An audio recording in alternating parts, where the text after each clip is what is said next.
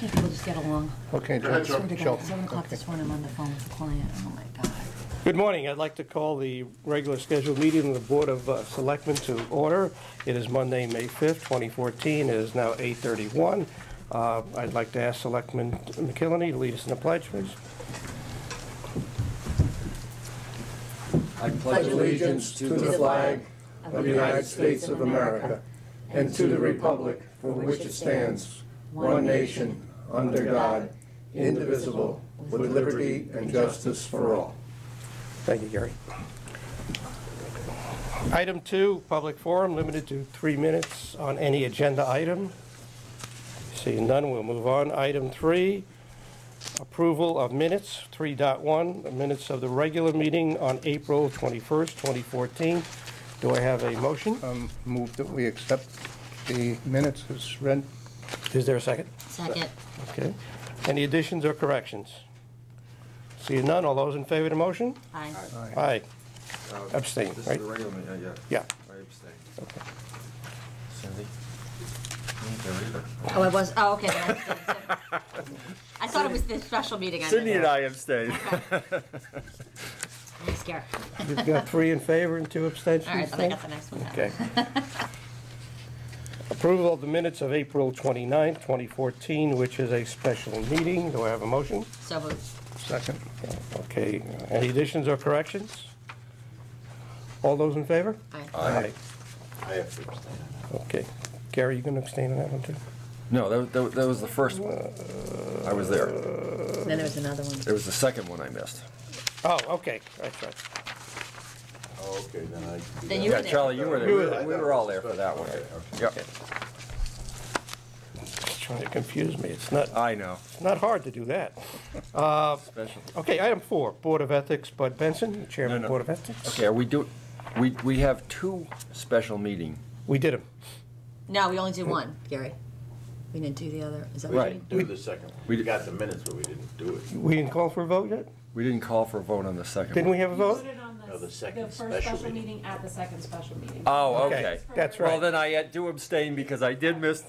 Okay, I'm sorry. I knew he wasn't there. I was at the first special meeting. I wasn't at the second special meeting. Okay. No, at All that right. special meeting, we approved the minutes All for the right. first Now, one. now You got that square. it wasn't you that was confused. It was me. Okay. You Got upset? it. Got it. Okay. Mr. Benson, I'm sorry for the confusion here. Too many special meetings. If that's the worst document you have of the day, who was at the meeting? You're in pretty good shape today. But it's only 8:35. You feel very good. Well, good morning, everybody. Good morning. It's good to see all of you. I'd like to introduce you also to Deborah Dadio. Deborah is the vice chair of the Board of Ethics, and she does a great job for us. Great. Just a little background before I get to the point of why we're here. I think we can all agree that ethics is pretty much always in the news, or a lack of ethics probably is more in the news, whether it be in business or government or in our daily lives. It just doesn't ever seem to go away. So, you know, I just wanted to say to you that the town of Guilford has handled ethics in a very, very good manner. You have, this board of selectmen has supported a completely revised code of ethics, an updated code of ethics that you approved of last February 2013, and we thank you for that. It's a code that covers everybody in this town, every worker, whether it be paid, whether he or she would be paid or unpaid, an elected official, a commission member, a committee member, and even consultants that work here. It gives everybody that's doing their duties within the town of Guilford an umbrella of ethics to work under. And it's a code that you can be very proud of, and it works. I'd also like to mention that within that code, there's really something for everybody. It isn't just for the employees of the town. It's for the citizens. For example, an employee can get advice on what might be potentially an ethical problem. If somebody who works in the town hall sees that they are involved in something, they're not sure whether they should do it or not do it, or whether there's a conflict there, they can come to our board and we can give them some good advice. And the code even spreads to an everyday person in Guilford, somebody that perceives that might be some kind of an ethical problem in town can file a complaint, and we handle that in the same way. So there's something for everybody there, and that's all. Those are all good things. So why are we here today? Well, one of the problems that we faced over the last number of months is the fact that we find that too many people don't know about the Board of Ethics. They don't know about the code. They don't know what it is. Those that know what it is, they have no idea how to use it. So other people think that we should be the Texas Rangers and you know, chase every ethical problem down that exists in the town and put them in jail. So the big problem that we have is that we haven't promulgated it well. We haven't completed our job. We haven't promulgated what the code really is, how to use it, how to get information on it, et cetera, et cetera. And that's the reason that we're here today, to appear before you. We're looking for your support and your authorization to take some steps to rectify that. Deborah, if you'd pass that out. On that list is it's really just a shopping cart list of different items that we've thought about in the board to help us correct this problem. I've also had preliminary discussions with Mitch, who's been very, very helpful in giving us advice and direction, and has the capacity to handle a number of those things. I think specifically the first item that should be done, and the key item, is to put a copy of the Code of Ethics in every employee's hands. They don't have that. And again, so many of them aren't aware of it.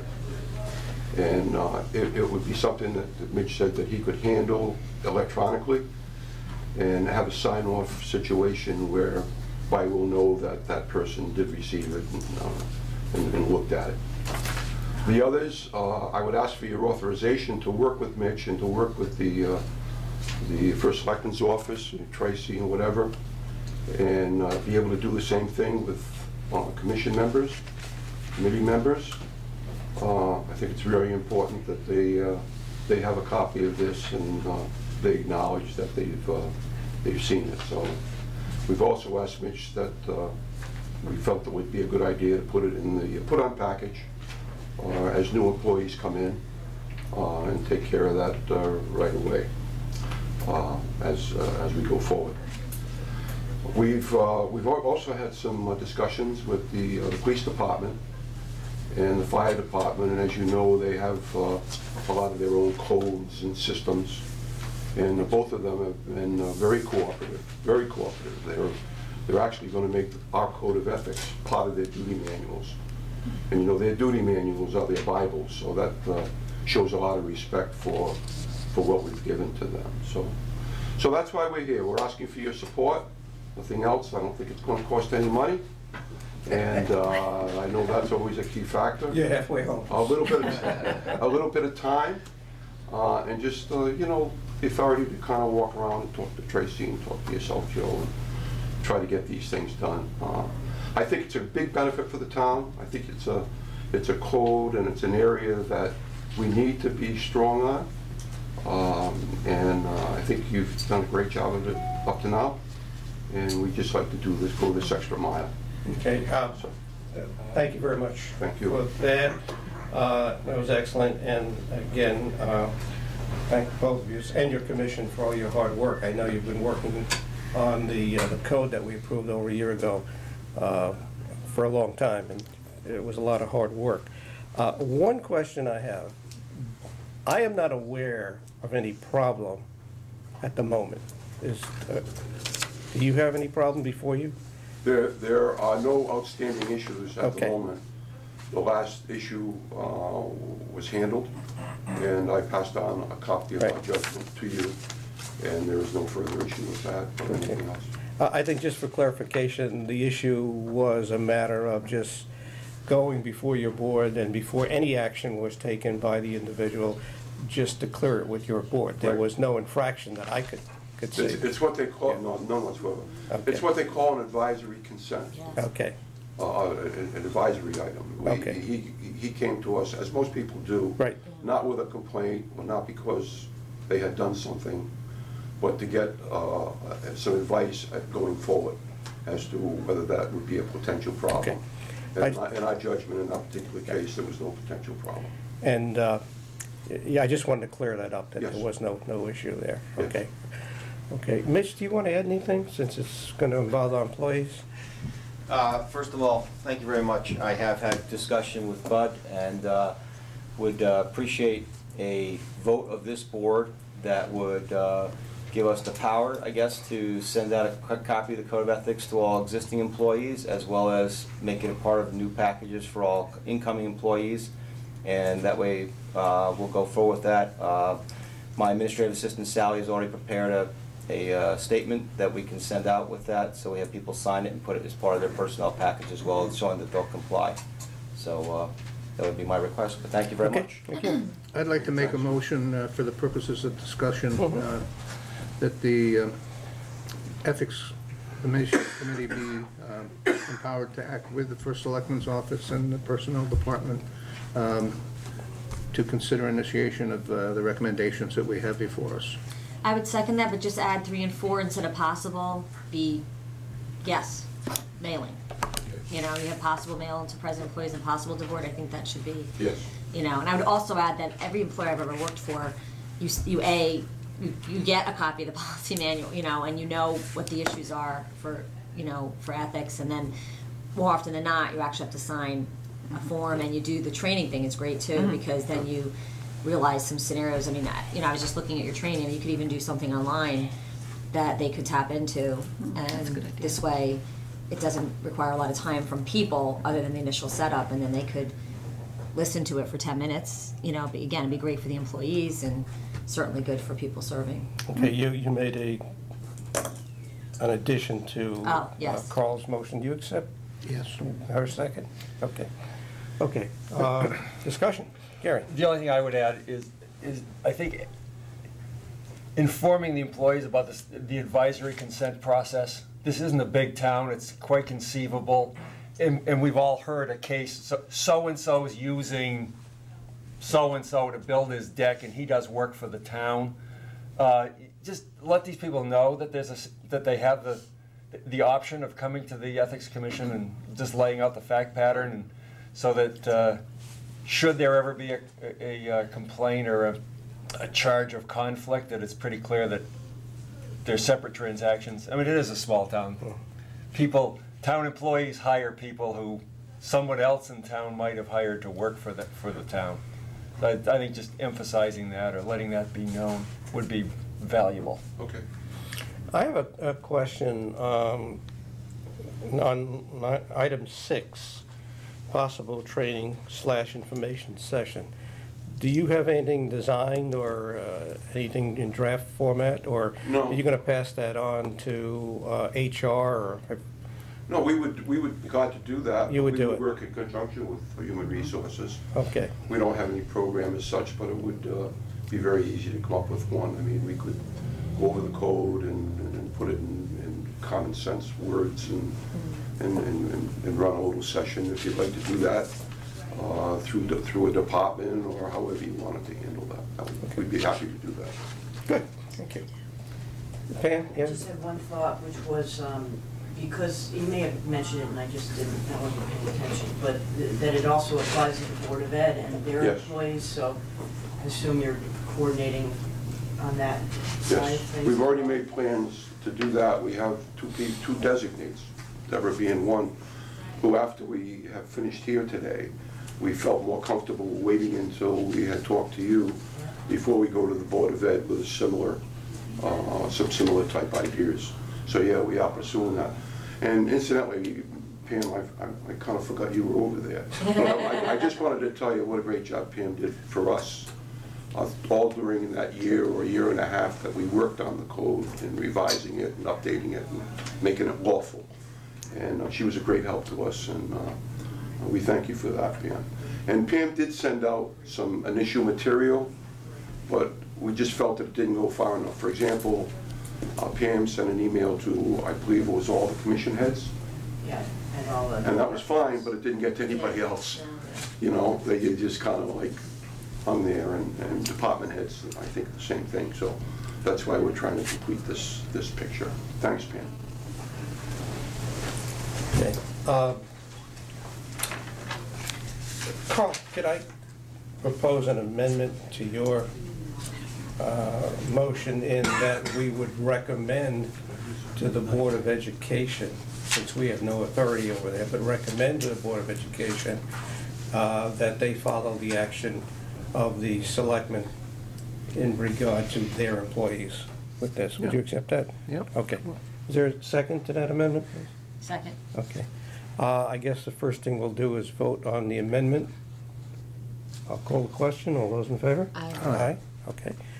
Opposed? None. Okay. Is there any further discussion on the motion itself? Tracy, can you read that motion back so we're clear on it? Because we did make some changes. Yep. Mr. Balistraci made a motion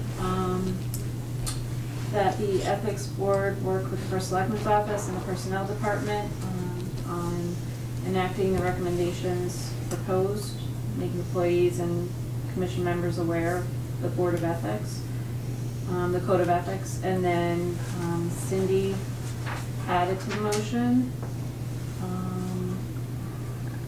that items 3 and 4 be enacted, not just recommended, that the ethics code be mailed to employees. And then Mr. Mazza made an amendment to the motion that they recommend to the Board of Education that they follow the action of the selectmen in regard to their employees. And that was seconded by Ms. Cartier and voted unanimous. Okay. Is there any further discussion on the motion? Okay, I'll call for a vote. All those in favor? Aye. Unanimous. Thank you very much, everybody. Thank you. Really appreciate it. Good job. Right. Very good. Have a good meeting. Thank too. you.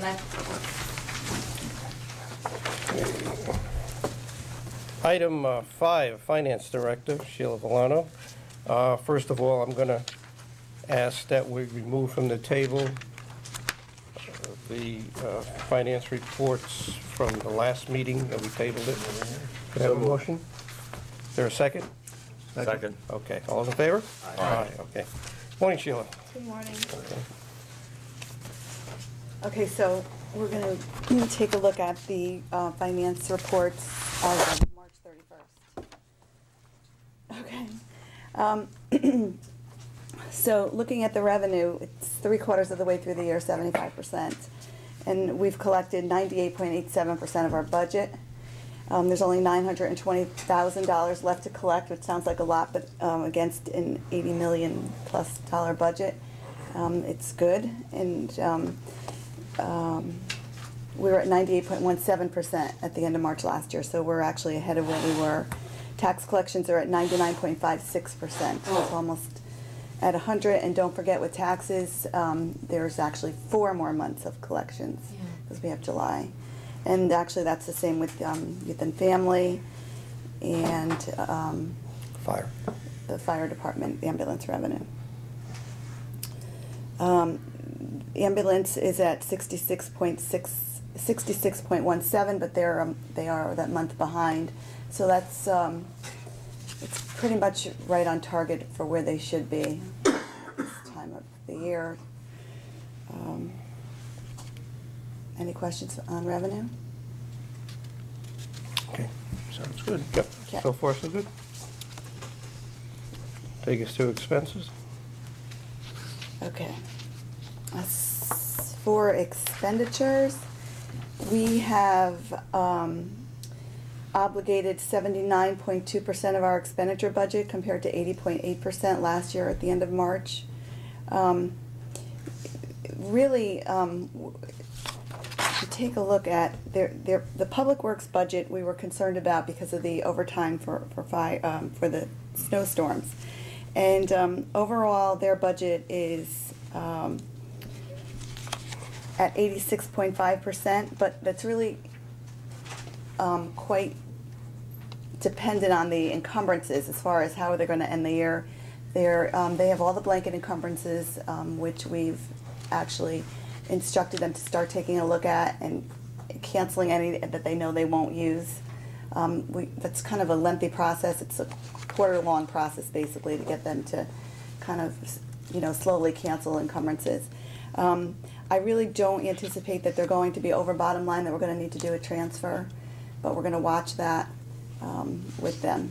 I'm also working on some between the town and the Board of Ed. Joe, I think we've discussed this about work that they did for the Board of Ed as far as repairing curbs related to the storm from last February, curbing that was damaged. So we're going to be getting reimbursement from FEMA right now, but there's a little bit of a controversy on whether or not FEMA is making the payment or our insurance company, Kerma, will make the payment. So we're working on that issue.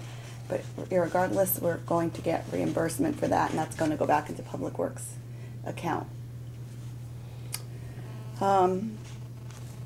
Legal is another area that we're going to keep an eye on. They are at 88.2% at the end of March. We may need to do a transfer on that, but Why is that? I'll know better. Because of the appeals or because of the? If you take a look. Labor. It's the labor contract. The labor contract, Yeah, that's what I mean, okay. Right, we're not even up to the point where we're looking at assessment appeals yet. Okay. They're starting to come in, but right now we haven't incurred any legal expenses on that. Yeah. Okay. The labor line is over by 42,000. But there may be small surpluses in other lines. Yeah. I don't think we're going to need, To do, We'll get a better feel for it when we put together the April report. right. Sheila, by the time, next meeting you'll have April report. Oh, yeah. Okay. I'm going to jump ahead of the Board of Finance because they'll ask the question. Will we have some sense of where we might end up? We will have a sense. I need to work with the departments to get a feel for how they're going to handle their encumbrances that are open. The blanket encumbrances are always the challenge. Mm-hmm. Because you have to assume that they're going to expend them, but I know from past, practice history that they don't. But I can go through and I usually come pretty close in April and May in terms of projecting out fund balance. So we'll have a number. The department heads have been very cognizant of the overages or the deficits we've had due to the storms, and have been told more than one occasion that they've got to really tighten up on their budgets because we want to make sure that we don't wind up in a deficit position. And right now, I'm going to take a little leap and say I don't think we're going to have that problem. But No.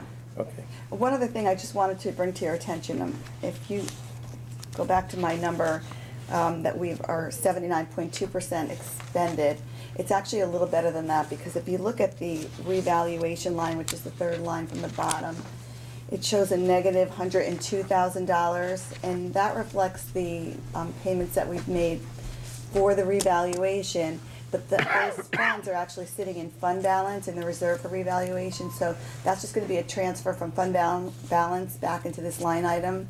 So that's kind of skewing the bottom line a little bit. It's actually a little better than 79.2. Any questions on expenses? Joe, the only comment I would make to your comment to the departments controlling their budgets to break even. There are items in the budgets that we and they thought were important and may have been necessary for either safety or cost control going forward that could potentially get cut if a department's trying to not exceed its budget. We do have a contingency which could be used for some of those, and I just want to make sure we don't do something to make a budget number which is long-term detrimental. And It's a very good point, but I will say this, that we will not sacrifice any delivery of service for the sake of the budget, okay? And the department heads know this. I mean, if it's not buying a box of pencils until July, that's different, you know, that is the type of thing. I mean, it's Yeah, we it's have kind of never a crazy targeted experience. No. an item, or we've never asked the department heads to not spend a certain, you know, for something specific ever. So that's, We make sure I that understand that, but they feel a little pressure, so they make those choices Well, so that you don't have to, but, yeah. they know they We're all have to saying, I perform think, the the same service. thing. Our salt and sand bins remain full and ready for next winter. I hope we don't have to use them.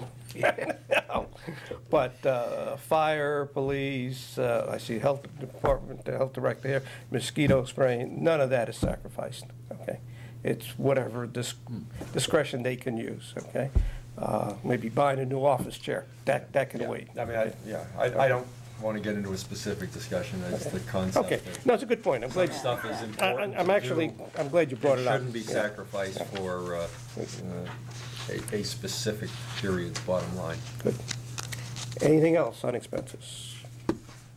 You want to go to medical? we'll go to medical. Do we have Do to? we have to? I know. My God. Did you have this sheet here? Yes, you do. I see it in front of you. Okay. Well, we're projecting on an annualized basis about a $650,000 deficit for the year. If you look at our April, May, and June claims that are annualized based on the first 9 months, the $1,042,000 is what we're projecting.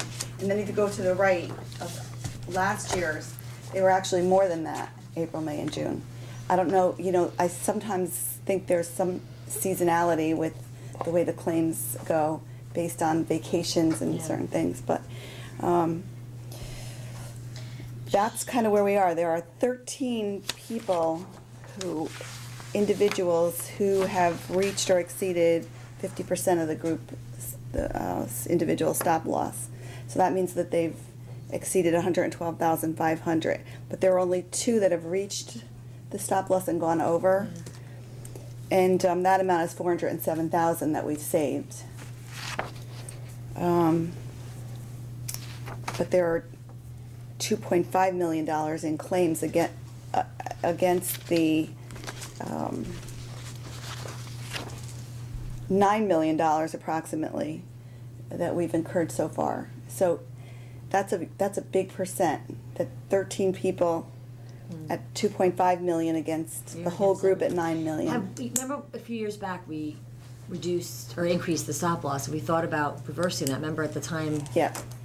I had some reservations about it just because I know, you know. We are actually meeting with Anthem and, our rep from Seeger next week to discuss the stop loss. I'm pretty sure we're going to reduce the question is, how much are we going to reduce it? Because the premium is very big. No, I know. There's some analysis that we have to do, and again, it's a gamble, it's a risk that we take either way. No, I know, because we had years of good return now, you know.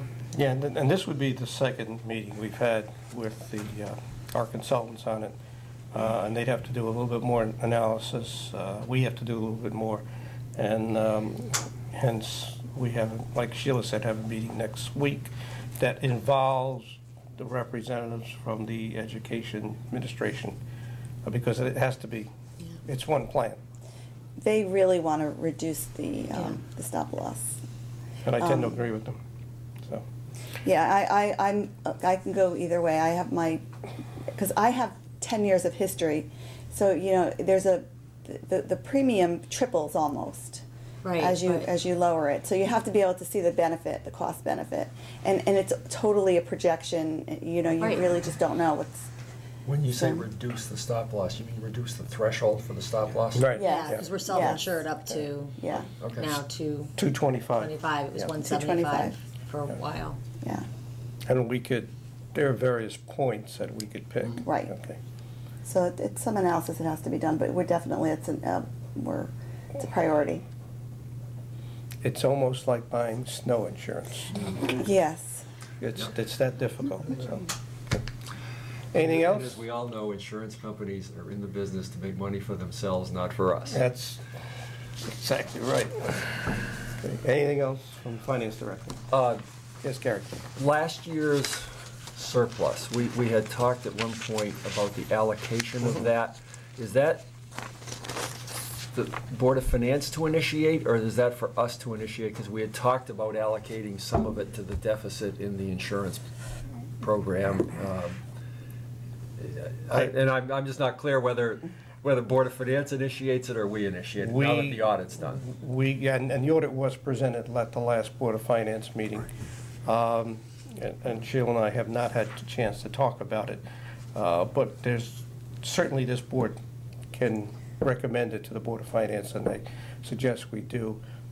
Can you put that on your list for next meeting? Yes. To make a suggestion? Okay. Yes. Yes. Okay. Okay, all right.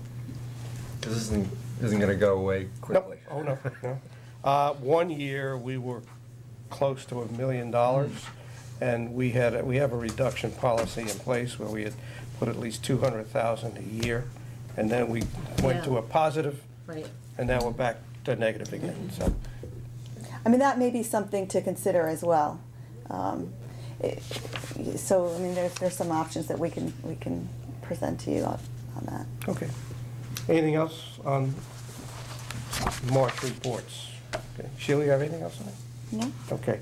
Why don't we go to item 5.2, discuss and take possible action to approve of the DeLang Landon Public Finance LLC finance lease for the Cisco equipment necessary to connect the FiberTech fiber to certain town locations and to authorize the first selectman to sign.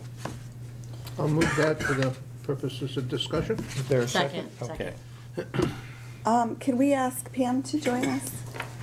We can ask Pam, sure. If you want, I could just give you a little bit of background on this. It would help, yeah. Okay, so in December, I think it was December 23rd, this board approved an agreement with FiberTech for the installation of the fiber optic dark fiber that connected Town Hall with, I think, 5 other buildings in town, Public Works, Community Center, Youth and Family, Social Services, and there's one more, Police Department. Please, yeah. At that time, there were 3 partners in this effort to connect. It was FiberTech that was installing the fiber, ChimeNet that provided the technical engineering and the equipment and that covered all of and that actually did the installation. Once the fiber was installed, they connected it from the street, so to speak, into each of the buildings. That was their role. And then there was a leasing company, which was DeLang Landon, and they were going to provide an agreement with us whereby we could lease the equipment that was in the building, and that also included the technical engineering from ChimeNet. That was all in one piece in the leasing agreement. Anyway, back in December, you approved the FiberTech piece of it because we didn't have all the paperwork ready for ChimeNet, Cisco, DeLang Landon portion, and also there was an Ethics Commission submission that we were waiting to get the outcome of that as well. And that was related to ChimeNet. So that's done. And now here we are with ChimeNet, Cisco. Now, you want to talk about the leasing? Well, the leasing, you can't really make a decision about today because we, as of Friday night, did not have the updated leasing agreement. We had received documents, maybe a year ago, which I had marked up and which Sheila had basically gotten the information that it was kind of a take it or leave it proposition, that they were not going to revise their documents. But in any case, apparently there's going to be some kind of updated agreement that they have yet to send to us. So you'll have to table that today. The ChimeNet portion, I think, was in your packet. I had reviewed that. I had prepared an addendum. I did speak with their representative Friday, or actually Thursday, and he was supposed to get me a redraft. We had a couple of open issues. I see an email again from Friday. We have just one remaining issue on the ChimeNet deal. So again, you could, if you so chose, you could approve of the ChimeNet agreement subject to in-house counsel finalizing the document, because we've got everything but one point left on that agreement. So I think for sake of procedure, we should probably table the motion that's on the floor right now, which is in relation to DeLange Layden financing agreement, because we don't have one right now. Right. So, Is there a way okay. that you would, now the financing agreement is really almost boilerplate. There's really, like Pam said, there's not really much to negotiate there. It's a boilerplate leasing. It's a 5-year, 60-month lease, and I believe it's $750 a month, and it's very similar to other leasing, municipal lease purchase agreements that we've entered into before. I don't know if it could be approved subject to, Pam's sign off. Could we authorize you to? Yeah, we could empower the first selectman to sign, Yeah. provided it's recommended by town in-house counsel. I'm okay with that. Okay. So it's approximately $9,000 a year for 5 years? Yes. Okay. Yeah. Is there an issue of multi-year? There's a non-appropriation Non-appropriation clause in all of these things. Okay. Yeah, And, yeah. That means if we don't appropriate it, the contract is null and void going forward. And Sheila, is your understanding that there's no payments directly to ChimeNet? You're just, so that in terms of the non-appropriation, I only need it in the finance document, Right. right? Right. There are no payments to ChimeNet. ChimeNet is compensated by the leasing company for, because they're going to purchase the equipment.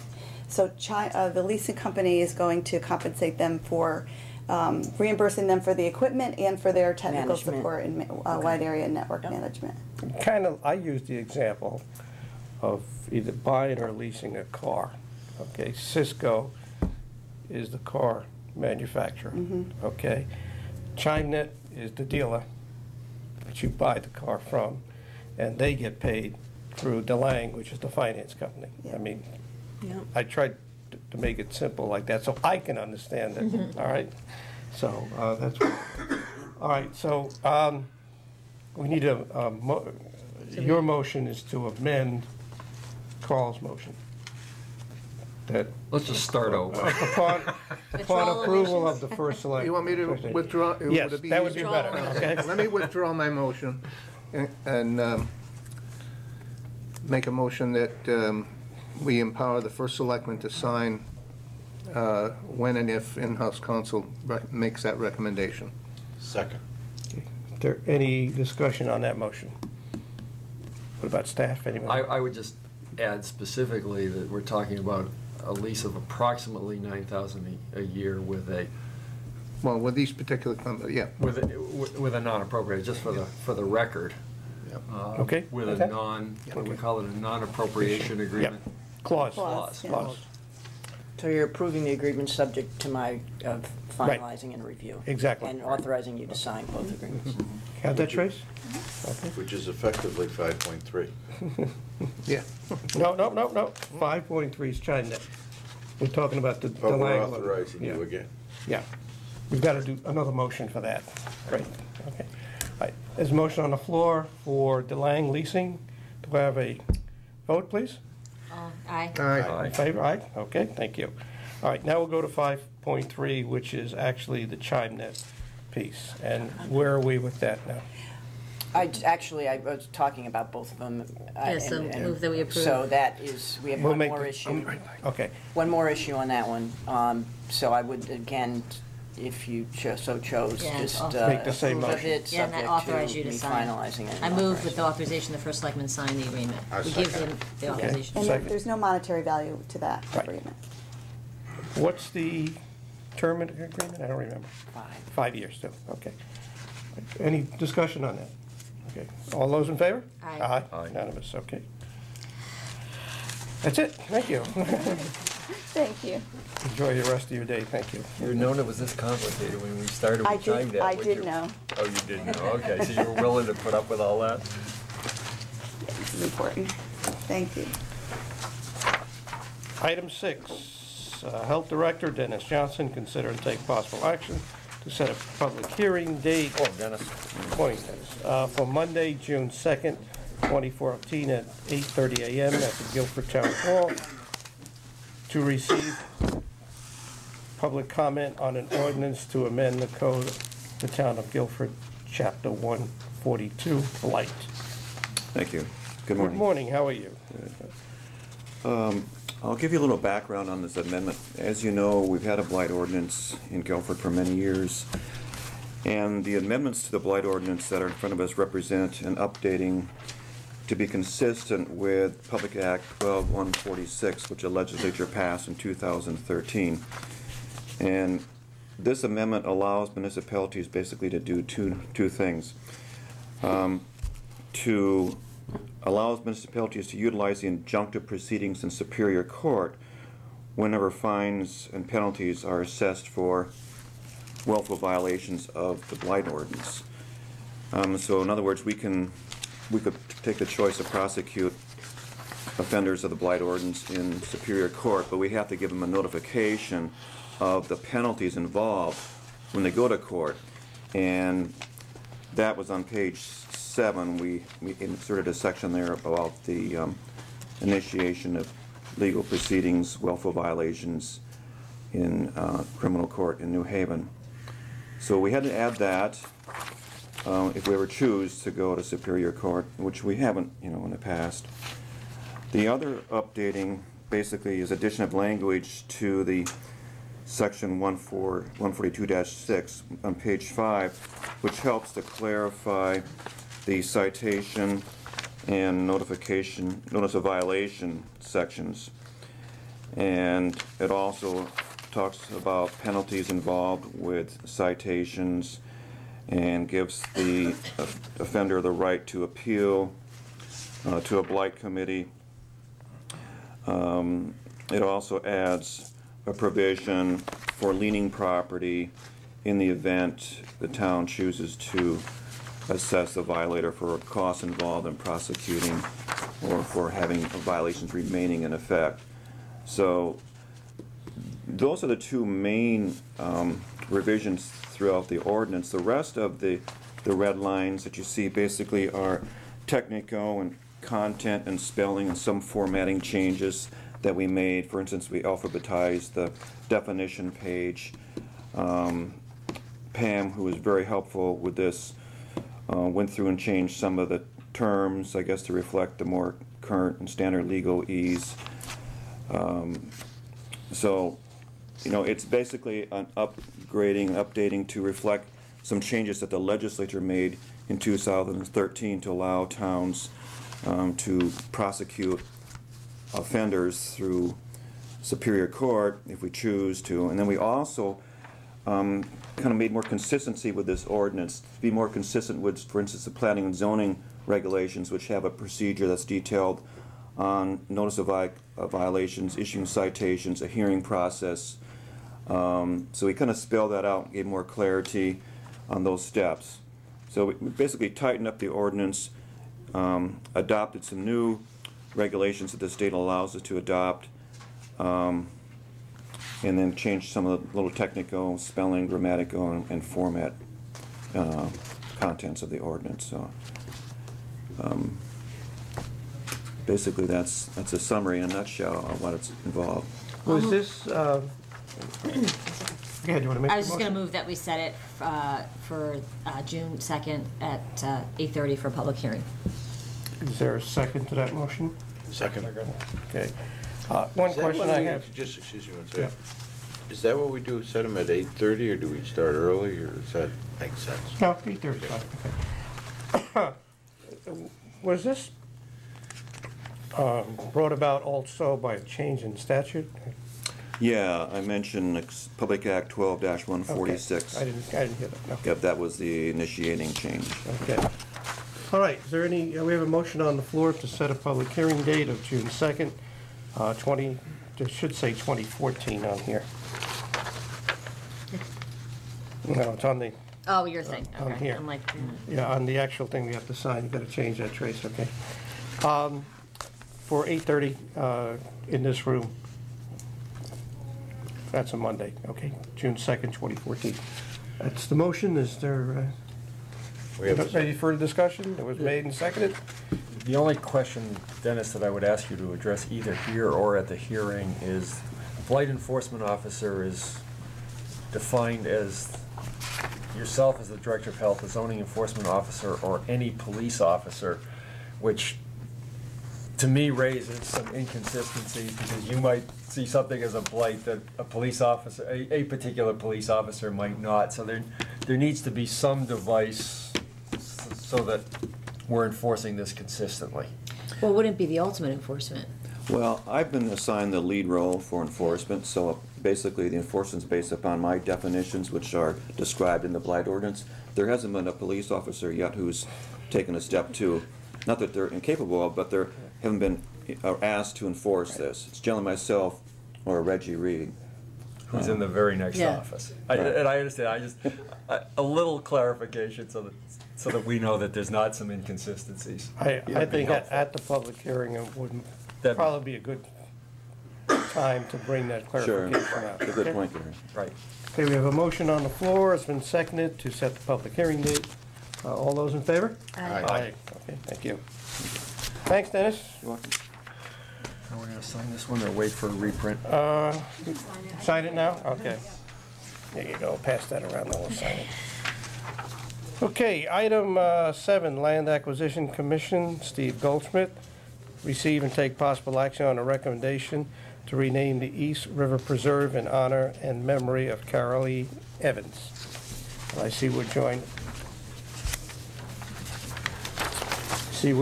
with Kevin McGee. Morning, Kevin, how you doing? Good. Gentlemen, Good morning. morning, Steve, how are you? Good, how are you? As everyone is aware, Carol Lee Evans made monumental contributions to the acquisition and preservation of open space and to the environmental sanctity of Guilford over the years. And following her passing, the Land Acquisition Commission had a discussion and unanimously passed a resolution to suggest to the Selectmen that in honor and in her memory, that we rename the East River Preserve, which is probably the crowning achievement of the, I would guess, more than 1,000 acres that she was involved with acquiring for the town. And therefore, I put that suggestion before you and hope that we can honor her in that way. So it would be called the Carol Lee Evans Preserve, or how would you? The permutations of that are probably up to other people, but the suggestion might be the Carol Lee Evans East River Preserve. Yeah, I like that. To retain the. So people understand, otherwise they might be confused. Right.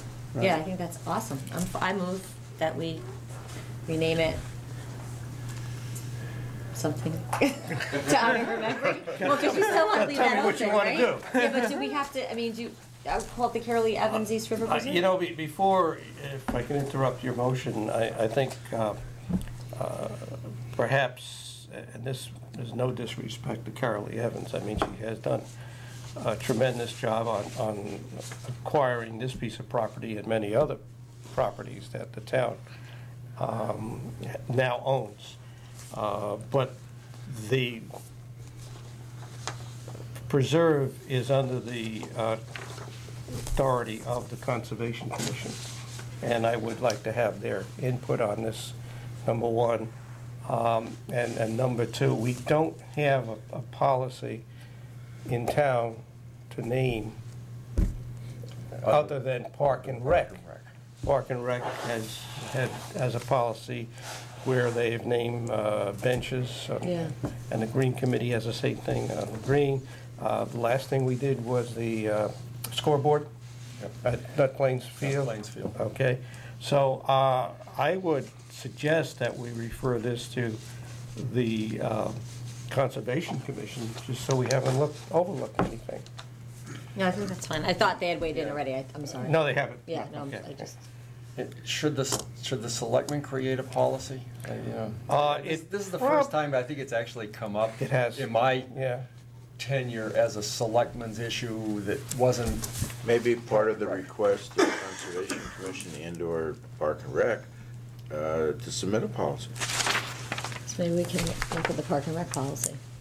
Okay, so are you saying that we should, you agree with me to send it to Conservation? Yeah, I think we should send it to the Conservation Commission and also maybe have Pam well, no, because, I mean, it would probably go through her anyway, but maybe take a look at Parks and Rec, work with the Conservation Commission, and maybe come up with a proposed process going forward. I would, or the Park and, the Conservation Yeah. can just get a copy of the Yeah. Park and Rec and deal with their commissioners and see how they put their policy together. But I think this is gonna come up again. Yeah. This is not gonna be the last time. There have been many, many people who've donated their times and their talents, and their expertise to make this town what it is. And most of them, just about all of them, were volunteers. Yeah. So I would think it's probably a good juncture to set a policy. And I think the policy should be consistent. Right. Well, instead So, of making just Parks and Rec, yeah. it should be town-wide Yeah. then, Joe. Correct me if I'm wrong, there is a precedent, however, the Green Community Center was named after an individual. I mean, I would just ask you Yeah. that there may be, to any policy, there may be room for exceptions. I mean, this is an extraordinary individual who made extraordinary contributions. I don't think there's an argument there. But unfortunately, we're all gonna pass, okay? And there are people who have contribute to the town in a lot of different ways and are still contribute to the town. And I think in the future, at some point, they would want to be, or they should be recognized. They probably don't want to be recognized, but we feel they should be. So I would make a motion that we send it to the Conservation Commission to work on a policy that the Board of Selectmen could then review, if that meets with your approval. Well, I think we should not only ask for a policy, but I don't mind, I strongly agree that we, and I would like to see a recommendation, perhaps even, for Carol Lee specifically. So it's not just a policy, but a recommendation, whether it be, the preserve, or do they have something else that, a way to recognize it? Because I do agree that she has done a great job. I mentioned earlier, because when we were looking at the agenda, I didn't realize until Friday that this was going to be on the agenda. But, I thought back to Mrs. Conover, for instance, who, when I was in high school, she single-handedly got the state legislature to buy the East River Salt Marsh. And the whole East River Preserve is one entity now, but she received all kinds of awards from the state and everything else, and the State Conservation Commission for her efforts. She really was a pioneer in preserving open space. And then, Carol Lee built on that, actually, but there isn't anything named for Mrs. Conover, and I just think that if we have either conservation or somebody look this over, and that we can come up with some appropriate honor for Carol Lee, but also that we don't forget, the people who began all of this movement of preserving what we treasure now in Guilford, because I think all of these people should be recognized in some way. So I think that, Joe's motion is correct. I think we need to maybe come up with a policy or somebody, we need to discuss it further anyway. Okay. And I would just say Gary? that I would correct Stephen that Carol Lee's fingerprints are on about 3,000 acres. It's been preserved I said over 1,000. by the town and the land trust. I mean, virtually everything the land trust owns has their fingerprints on it forgot about as land well. trust, So, Well, the Dudley yeah. Farm, the property that we bought up in North Guilford, she Right. negotiated So, I mean, that. yeah, She came up with mechanisms We need to do- help with tax issues and things we like that. clearly need to do Well, it's not only the right thing. purchasing land, wasn't she involved with the Wilmer development rights? Yeah. Purchase? Oh, Development yeah, rights. development rights, Okay. farming rights. Yeah. Initiation of recycling in town here. Right. the whole- So how do you want to frame this motion? I mean, So They maybe, committed to refer. refer, but, not only a recommendation on this recommendation, but on a policy. No, so- I think it should be more than just a policy is what I'm trying to say. okay. Now, the policy being developed, is that for the Conservation Commission itself or a recommendation for the Board of Selectmen for? I think there should be a townwide town land, policy, uh, John. A recommendation To to the the board. Board of Selectmen for a townwide policy. Okay. That's what I would And agree to. separately, a That's why I was saying to work with recommendation. Pam, So so. you second it then? Well, I think- Carl second it? That Yeah. would come over Okay. that. All right, is there any further, Trace, do you have that now? Because we threw a bunch of different things at you. Is there any further discussion? All those in favor? Aye. Thank you. Thank you, gentlemen. Thank you. Don't go away. Don't go away. No, I mean, you're on here later. Okay, we're up to item 8, appointments and resignations. 8.1, act on a resignation received from George Purvey from the Shellfish Commission. So moved. Second? All those in favor? Aye. With regrets. Regrets. 8.2, remove from the table and take possible action on the appointment of Gregory Latanza to the Zoning Board of Appeals to fill a vacancy for a term to expire February 28th, 2015. So moved. Second, okay, all those in favor? Aye. Remove from the table and take possible action on an appointment of Robert Cusio to the Economic Development Commission to fill a vacancy for a term to expire November 30th, 2016. So moved. Second. All those in favor? Aye. Remove from the table and take possible action to move Robert Pascal from an alternate to a regular member of the Guilford Lakes Golf Course Commission. So moved. Second. All those in favor? Aye. Remove from the table and take possible action to reappoint Walter Covier to Planning and Zoning Commission for a term to expire February 20th, 2018. So moved. Second. All those in favor? Aye.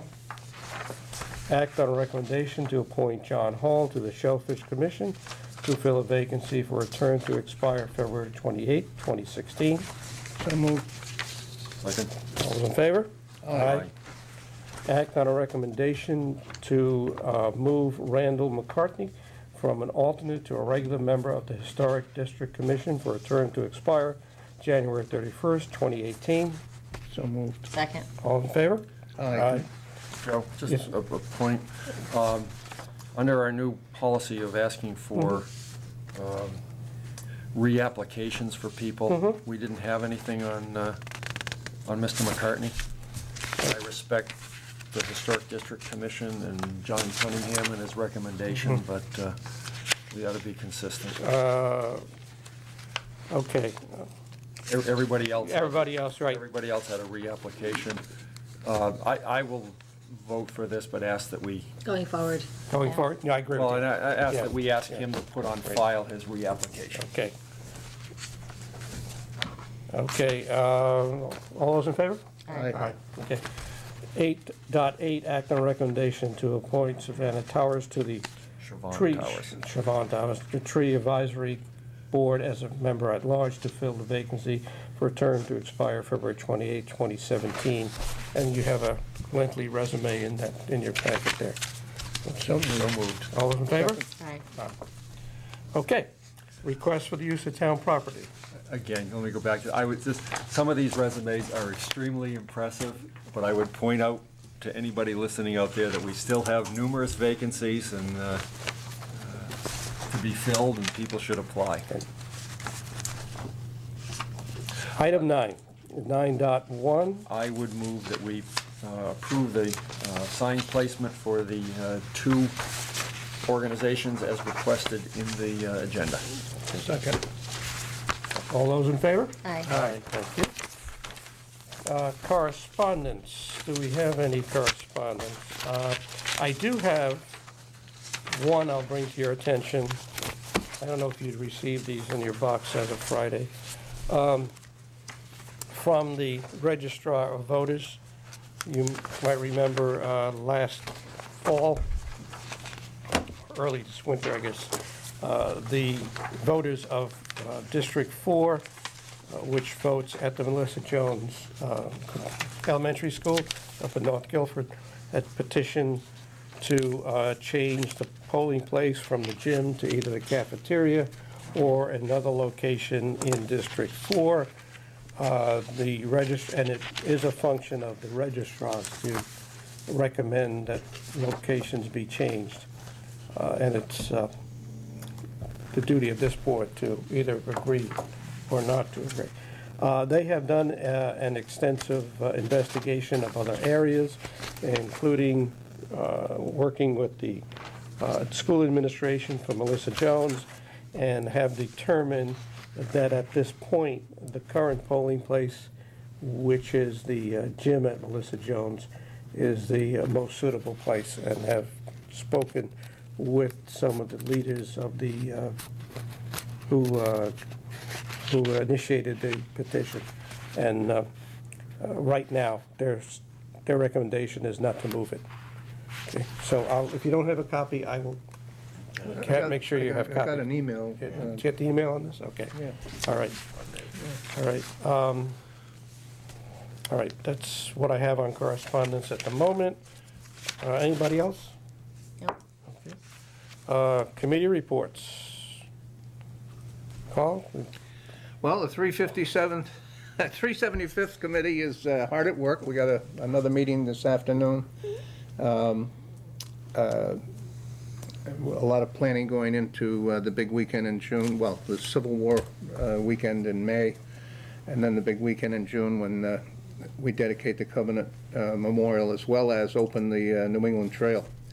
I would just encourage everyone to please contribute to the Covenant Memorial. The total cost is $25,000, and the money is coming in now based on a half-page ad that we had in the local paper. But we still have a ways to go. So if you make your checks out to the town of Guilford and just put a little note that it's for the Covenant, it's totally tax deductible. So please join us and be part of this really great project. Do you have a copy of the brochure? That's in the Selectman's office? Then? Yes, I have more. Might want to show that. Then. I have more. I don't think I have one with me, but. We can get one before we adjourn the meeting. Okay. Just grab it Yeah. outside. Okay, thank you, Carl. Anything else? All right. New business, or old business. The only thing I will say on old business, May 15th is the deadline for seniors who want to be part of the senior tax relief program to apply or reapply. That's coming up real quickly in about a week. So if you haven't applied or reapplied yet for the tax freeze, please do so down at the assessor's office. Okay. This is what we're talking about, right? Right. This is the brochure, and these can be picked up downstairs on the in the town hall, Pages Hardware, local businesses, or simply make out a check and send it to Town of Guilford, 31 Park Street, for your tax deductible donation. You can also get them up in the Selectman's office, too. Yeah. I see they're preparing the ground for it already. Not only that, but Shelley Brothers is already preparing the stone, and they're going to start engraving later today. So You're going to check for misspelling, right? Yeah. Okay. All right. Joe, I have one issue. Yes, go ahead, thing. I please. just want to follow up and thank everybody in the town of Guilford for a successful cleanup day we had on Saturday. As you guys know, the Rotary took that over sponsoring. I want to just give a real special thank you to Benny Manis and Carol McCormick, two Guilford citizens who have done this for at least 5 years. And the Rotary took over this year. We had over 200 individuals and groups participating. And they cleaned up a lot of the town, collected a lot of bags and a lot of trash, so it was really a wonderful event. So, and thank you for Guilford for allowing us to, get rid of the trash and No, we thank you. all that sort of thing. So it was a lot of good coordinated effort between I everyone. just wish we didn't have to do this. If people would be a little bit I know, that was a more big respectful of the discussion. town and not deposit litter. Litter, and there was a lot of liquor bottles that were, so people were not behaving there. A lot of liquor bottles It's a long dispensed. winter. So. I guess so. They found a lot of interesting stuff. No, to be serious, it's a shame what you see on the road. Yeah. Okay. New business. Okay. Public forum limited to 3 minutes on any issue. You see no one addressing here. Item 15, to discuss and take possible action on a recommendation from Land Acquisition Commission. We will require a executive session. I would move that we go into executive session. Okay.